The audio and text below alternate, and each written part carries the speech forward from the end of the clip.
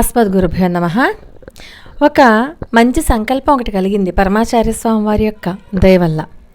అదేంటంటే, ఇప్పటిదాకా పరమాచార్య స్వామి వారు మనకి రకరకాలైనటువంటి నిజ సంఘటనల ద్వారా మనకి చెప్పినటువంటి అద్భుతమైన మంత్రాలన్నీ కూడా ఒక్కచోట చేర్చాలి అని. మంత్రాలు కానివ్వండి, స్తోత్రాలు కానివ్వండి, పరమాచార్య స్వామి వారు చెప్పారు అంటేనే వాటికి సంపూర్ణ ఫలితం ఖచ్చితంగా ఉంటుంది. అటువంటి ఫలితాన్ని ఇచ్చేటటువంటి అన్ని మంత్రాలని లేక అన్ని స్తోత్రాలను ఒక్క వీడియోలోకి తీసుకురావాలని ఒక సంకల్పాన్ని పరమాచార్య స్వామి వారే నాకు కలుగజేశారు. ఒకవేళ వీడియో నిడివి కనుక ఎక్కువైపోతే ఇవి 2 పార్టుల కింద చేయడానికి ప్రయత్నం చేస్తాను. కాబట్టి ఇటువంటి అద్భుతమైన వీడియో మిస్ అవ్వకుండా చూడండి. పరమాచార్య స్వామి వారి యొక్క దివ్యపాద పద్మాలకు నమస్కారం చేసుకుంటూ వీడియోలోకి వెళ్ళిపోదాం.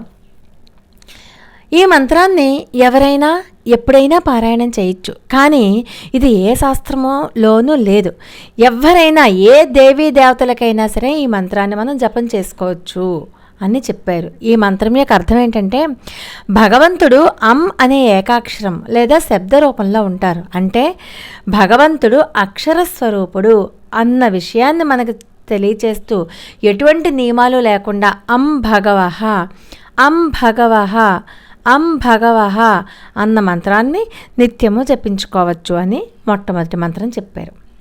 ఇక రెండవ మంత్రం ఏంటంటే, నిత్య విధులు, స్తోత్రాలు, సహస్రనామాలు చదివే తీరిక లేనివారు, ఆచారము నియమాలు పాటించలేనివారు సులభంగా చేసుకునేటటువంటి మంత్రజపం ఏదైనా ఉందా? నిత్య పూజ చేయడానికి వీలుండట్లేదు, గబగబా ఆఫీసులకు వెళ్ళిపోవాలి, డ్యూటీకి వెళ్ళిపోవాలి, అటువంటప్పుడు ఏదైనా ఒక మంత్రం ఉందా అంటే ఆ మంత్రాన్ని మనకి పరమాచార్య స్వామి వారు చెప్పారు. హరినారాయణ దురిత నివారణ పరమానంద సదా శివశంకర. ఇక మూడవది ఏంటంటే, ఏ రోగం వచ్చినా సరే, అంటే మనకి తెలియనటువంటి కొన్ని రుగ్మతలు ఉంటాయి కదా, శారీరక రుగ్మతలు, అటువంటి రుగ్మతలు పోవాలి అంటే ఇప్పుడు మనం చెప్పుకోబోయేటటువంటి అంటే సర్వరోగ నివారిణి అయినటువంటి ఈ శ్లోకాన్ని మనం నిత్యము కూడా 108 సార్లు పారాయణం చేస్తే అన్ని రోగాలు నయమైపోతాయి. అంతేకాకుండా ఈ నారాయణీయంలో ఉన్నటువంటి ఈ శ్లోకాన్ని మనం ఒక పేపర్ మీద రాసుకుని మన దగ్గర పెట్టుకుని వీలైనప్పుడల్లా తీసి చదువుకోవచ్చు అనమాట. ఆ శ్లోకం ఏంటంటే, అస్మిన్ పరాత్మన్ ననుపాద్మ కల్పే త్వమిత్థ ముత్థాపిత పద్మయోనిః అనంత భూమా మమరోగ రాశిం నిరుంధి వాతాలయవాస విష్ణు. ఇక పంచసంఖ్యోపచార పూజ గురించి మనం ఇంతకుముందు వీడియోలో చెప్పుకుందాం కదా. అది కంచి కామాక్షి అమ్మవారి ఆలయంలో మాత్రమే పంచసంఖ్యోపచార పూజ చేసుకోవడానికి అవకాశం ఉంటుంది. ఈ శ్లోకం చదువుకుంటూ అక్కడ కనుక పంచోపచార పూజ అంటే దానికి సంబంధించినటువంటి వీడియో లింక్ కూడా నేను కింద డిస్క్రిప్షన్లో ఇస్తాను, ఒకసారి చూడండి. పంచమీ పంచభూతేసి పంచసంఖ్యోపచారిణి అన్న లలితా సహస్రనామంలో ఉన్నటువంటి ఈ నామాన్ని ఓంకారము నమః చేర్చుకుని చదువుకోవాలి. అంటే ఎలాగా? ఓం పంచమీ పంచభూతేసి పంచసంఖ్యోపచారిణ్యై నమః అని ప్రతిరోజు కూడా 108 సార్లు చదువుకోవాలి. అలాగా లలితా సహస్రనామం అంతా చదివేసుకున్నాక అప్పుడు దీన్ని, లేదండి లలితా సహస్రనామం చదువుకునేంత సమయం మాకు లేదు అనుకుంటారా, కేవలం ఈ ఒక్క మంత్రాన్ని 108 సార్లు చదువుకోండి. కానీ కంచి కామాక్షి అమ్మవారి ఆలయానికి వెళ్ళినప్పుడు ఖచ్చితంగా పంచసంఖ్యోపచార పూజ అక్కడ పూజారులని వివరాలు అడిగి మరీ చేయించుకుంటే ఆగిపోయిన పెళ్ళిళ్ళు జరుగుతాయి, దూరమైనటువంటి భార్యాభర్తలు కలుస్తారు అనడంలో ఎటువంటి సందేహం లేదు. ఇది సాక్షాత్తు పరమాచార్య స్వామి వారు మనకు చెప్పినటువంటి అపూర్వమైనటువంటి కానుక. ఇక లలితా సహస్రనామంలో 143, 144 శ్లోకాలు ఉన్నాయి కదా. భవదా వసుధా వృష్టి పాపారణ్య దవానల దౌర్భాగ్యతోల వాతూల జరాధ్వాంత రవిప్రభ భాగ్యాబ్ధి చంద్రిక భక్త చిత్తకేకి ఘనాఘన రోగపర్వత దంభోళి మృత్యుదారు కుఠారిక. 143లో 4 నామాలు, 144వ శ్లోకంలో 4 నామాలు, మొత్తం 8 నామాలు నిత్యం పారాయణ చేసుకోవాలి అని చెప్పి మనకి చెప్పారు. అంటే ఇప్పుడు మనం చెప్పుకోబోయే మంత్రంలో మీకు ఏది అనువుగా ఉంటే దాన్ని తీసుకొని నిత్యము పారాయణం చేసుకోండి. స్వామివారి యొక్క అనుగ్రహం మనకి కలుగుతుంది.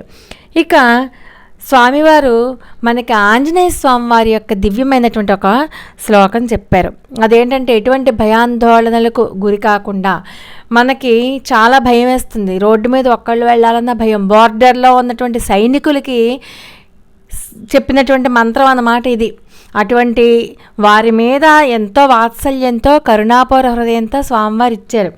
అది మనం కూడా చదువుకోవచ్చు అన్నమాట. మనకి బలము, జ్ఞాపక శక్తి, ధైర్యము, దేన్నైనా సరే పోరాడగలిగే శక్తి మనకి కావాలి అంటే ఒక సైనికుల్లాగా మనం జీవితంలో పోరాడాలి అంటే బుద్ధిర్బలం యశోధైర్యం నిర్భయత్వం అరోగత అజాడ్యం వాక్ పటుత్వంచ హనుమత్ స్మరణాత్ భవేత్. ఈ శ్లోకాన్ని నిత్యము పారాయణం చేసుకోవాలి. ఇక్కడికి 6 మంత్రాలు అయ్యాయి. ఇక 7వది ఏంటంటే సౌందర్యలహరిలోని 4వ శ్లోకాన్ని పారాయణం చేసుకోమని చెప్పి మనకి స్వామివారు చెప్పారు. ఆ శ్లోకం ఏంటంటే త్వదన్యపాణిభ్యాం అభయవరదో దైవతగణః త్వమేకా నైవాసి ప్రకటిత వరాభీత్యభినయ భయాత్రాతుం దాతుం ఫలమపి చ వాంఛాసమధికం శరణ్యే లోకానాం తవహి చరణావేవ నిపుణౌ. తవహి చరణావేవ నిపుణౌ అంటూ నొక్కి పలుకుతారు పరమాచార్య స్వామివారు ఈ శ్లోకంలో. ఈ శ్లోకాన్ని కూడా నిత్యము పారాయణం చేసుకోవాలి అని చెప్పారు. ఇక ప్రతి శుక్రవారం కూడా కనకధార స్తోత్రాన్ని పారాయణం చేసుకోమన్నారు. ఆర్థిక బాధలు ఉన్నా, ఇంట్లో గడవని పరిస్థితి ఉన్నా, తిండి తినడానికి కూడా లేని పరిస్థితి ఉన్నా, అటువంటి పరిస్థితులలో కనకధార స్తోత్రాన్ని నియమంగా చదవండి అని చెప్పారు. ప్రత్యేకించి ఇంటి యజమాని చదవాలి. అంటే మగవారు చదవాలంటే ఆడవారు చదువుకోవాలి, మగవారు చదవాలి. ఇంటి యజమాని చేస్తే ఆ ఇంటికి అంతటికీ కూడా ప్రయోజనం ఉంటుందన్నమాట. కాబట్టి కనకధార స్తోత్రం చదువుకోమని చెప్పి మహాస్వామివారే చెప్పడం జరిగింది. ఇంకొక ముఖ్యమైనటువంటి మంత్రం ఏంటంటే శ్రీ వెంకటేశ్వర స్వామి వారి యొక్క మంత్రం చెప్పారు. నిద్రించే ముందు శ్రీ వెంకటేశాయ మంగళం అని అనుకోమన్నారు. నిద్ర లేస్తూనే శ్రీ వెంకటేశాయ నమః అని అనుకోమన్నారు స్వామివారు. కాబట్టి శ్రీ వెంకటేశాయ నమః, శ్రీ వెంకటేశాయ మంగళం, ఈ 2 నామాలు కూడా ఖచ్చితంగా లేస్తూనే పడుకునే ముందు అనుకుని పడుకోవాలి అని చెప్పి మనకి స్వామివారు అదొక మంత్రం మనకి చెప్పారు. లలితా సహస్రనామాలు పూర్తిగా చదవలేకపోతున్నాను, చదువుదామంటే నోరు తిరగట్లేదు, తప్పులు వచ్చేస్తున్నాయి, పోనీ పట్టి చదువుదామంటే సమయాభావం వల్ల కుదరట్లేదు. కాబట్టి నేను లలితా సహస్రనామం చదివేంత ఫలితం నాకు రావాలి, 1000 సహస్రనామాలు చదివేటటువంటి ఫలితం నాకు రావాలి అంటే ఏం చెయ్యాలి అంటే దానికి మన పరమాచార్య స్వామి వారు లలితా సహస్రనామంలో ఉన్నటువంటి 7 నామాలు, అతి ముఖ్యమైనటువంటి 7 నామాలు ప్రతిరోజు తప్పకుండా చదవాల్సినవి, విశేషమైనటువంటి ఫలితాలను ఇస్తాయి అని చెప్పి మనకి చెప్పినటువంటి ఆ నామాలేంటో మనం ఇప్పుడు తెలుసుకుందాం. ఓం శ్రీమాత్రే నమః, ఓం అన్నదాయే నమః, ఓం వసుదాయై నమః, దా కింద ఒత్తు లేదు చూసుకోండి, వసుదాయై నమః, ఓం సచామర రమావాణి సవ్యదక్షిణ సేవితాయై నమః, ఓం కటాక్ష కింకరీభూత కమలాకోటి సేవితాయై నమః, ఓం శివశక్త్యైక్య రూపిణ్యై నమః, ఓం లలితాంబికాయై నమః.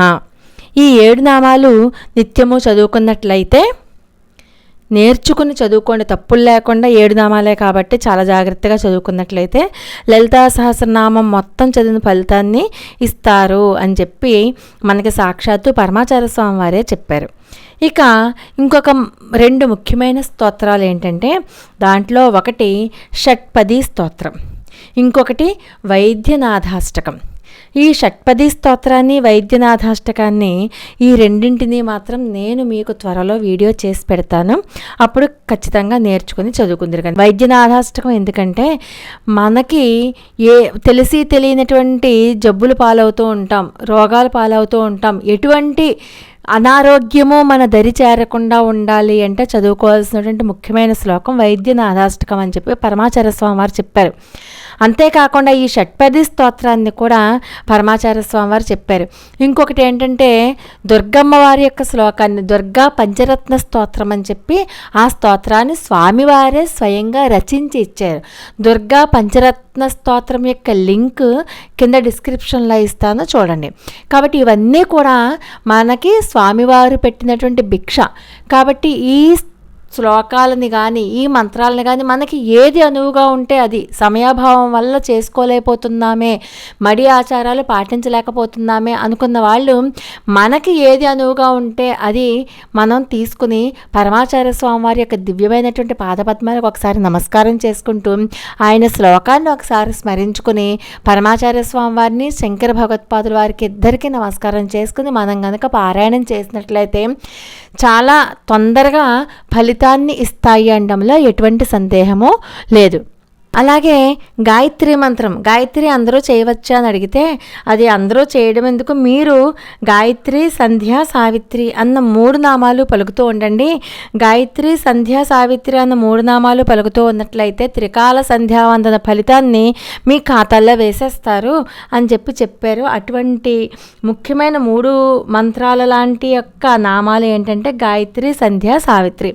ఇవన్నీ కూడా చక్కగా చదువుకోవాలి. తర్వాత జ్వరం కానీ లేకపోతే ఏ ఇతర శారీరక బాధలు కానీ మనకి కలిగినప్పుడు ఖచ్చితంగా విష్ణు సహస్రనామం చదువుకోమని చెప్తారు మహాస్వామివారు. కాబట్టి విష్ణు సహస్రనామం కనుక చదువుకున్నట్లయితే శారీరకమైనటువంటి బాధలు ఏవైనా ఉంటే, ముఖ్యంగా పరమాచార్య స్వామివారికి ఎప్పుడైనా సరే జ్వరం వస్తే కనుక ఖచ్చితంగా పండితుల చేత విష్ణు సహస్రనామ పారాయణ వాళ్ళందరూ చదువుతూ ఉంటే వింటూ ఉంటారు స్వామివారు. విన్న వెంటనే విష్ణు సహస్రనామ పారాయణ పూర్తయిపోయిన వెంటనే స్వామివారికి చెమట పట్టేసేది అనమాట. అంటే అంత శక్తి ఉంది విష్ణు సహస్రనామంలో. అందుచేత అలాంటి విష్ణు సహస్రనామాన్ని పారాయణ చేసుకోండి. కాబట్టి వైద్యనాథాష్టకము, షట్పది స్తోత్రము, ఈ రెండింటి యొక్క స్తోత్రాలు నేను త్వరలో మీకు అందిస్తాను. అపార కరుణా సింధుం జ్ఞానదం శాంతరూపిణం శ్రీ చంద్రశేఖర గురుం ప్రణమామి ముదాన్వహం. లోకా సమస్త సుఖనో భవంతు. మరి ఒక అద్భుతమైన వీడియోతో మళ్ళీ కలుసుకుందాం. అంతవరకు నమస్కారం.